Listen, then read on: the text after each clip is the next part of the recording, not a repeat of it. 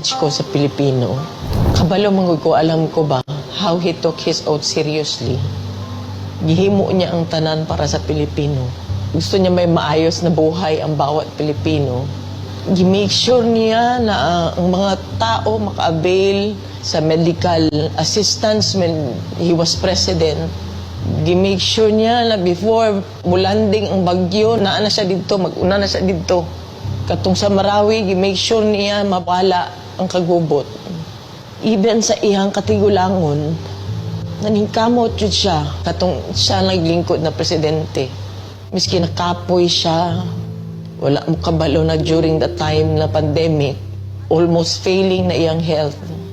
Pero gusto gito niya mag-cabinet meeting pa rin. He does not care kung magka-COVID siya. He doesn't deserve this kind of treatment. Di naman gani, gusto na siya mo trabaho. Di na gusto mo dagan ang papolitika. Ang tao lang si amugos niya. Kinakatila mo sa kind of leadership na iyang ihatag. You may find his mouth very foul. Masulti siya o kuan. Igo naman siya mangisog. I remember that time na giingnan ako ayuhan ng Pasig River. Giingnan ako na siya. Dali naman na pag-isog-isog lang man ka. Maura man na iya ha. Ang isog-isog niya na iresulta. Ngayon, nag-inabuso na siya during sa iyang presidency. Wala nag-abuso. Wala ngawat. Nagpakumbaba siya, miski presidente na siya. Makita niya mo siya matrato-tao. Naluhoy ko kay pagkaon alang tani ang gusto.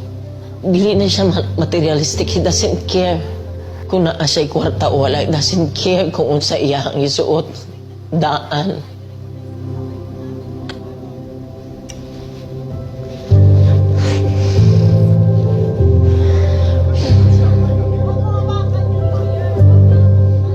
Wala ko kapalong sa akong pagtabang. Kasi kaluoy na lang unta. Kaluoy na lang. Abuso. Grabe. Abuso. Simple lang ay yung gusto. Deprive pag yun ninyo.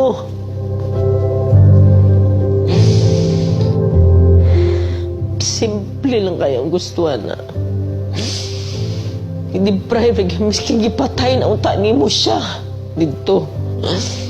I-kidnap ninyo. May 80 years old na guna siya.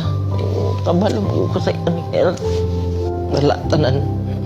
Wala gani medisina. Kagikan mi sa Hong Kong. Good for 3 days lang iyang dala. Pati sa nina. Grabe, abuso.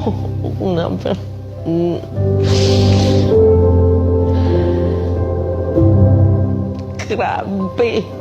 Wala man na siya ni trigger o pusil. Maski isa. Wala man na siya gi-pusil. Wala man na siya gidunggab. Ilang accusations 9 kabuo. Asa man ang 9. Wala maganin niya magkiti. Siguro ng 9 na gina-accuse siya. How gani, grabe gani, kulong na nilang gibulhot na nila diri sa Pilipinas na iyang natawan. Yung anak pag ginabuhat diri sa mga... Di ko katulog, dili ko makapuyo sa among sariling balay. Balo ka ba? First night na ako gikan sa katong pag-abot na mo uguan. Wala na ko nakauli sa among balay. Plano-plano na lang ko asa ko matulog. Nangiyo lang ko. Wala ko kabalong sa wala ko kabalong sa Maluoy lang ko kay ultimo pagkaon na ba? Binisaya lang ang gusto na. Kung uba naghandom, mansyon ka na sa dili. God. Ano lang. Maghangyo ko sa inyo. Di ta mo undang, ato di siya bubalik. Ayaw yun mo undang, di ta mo undang. Please continue to pray for him. And for us, nga maunsa na mo ni. Tabang, Pilipino, tabang.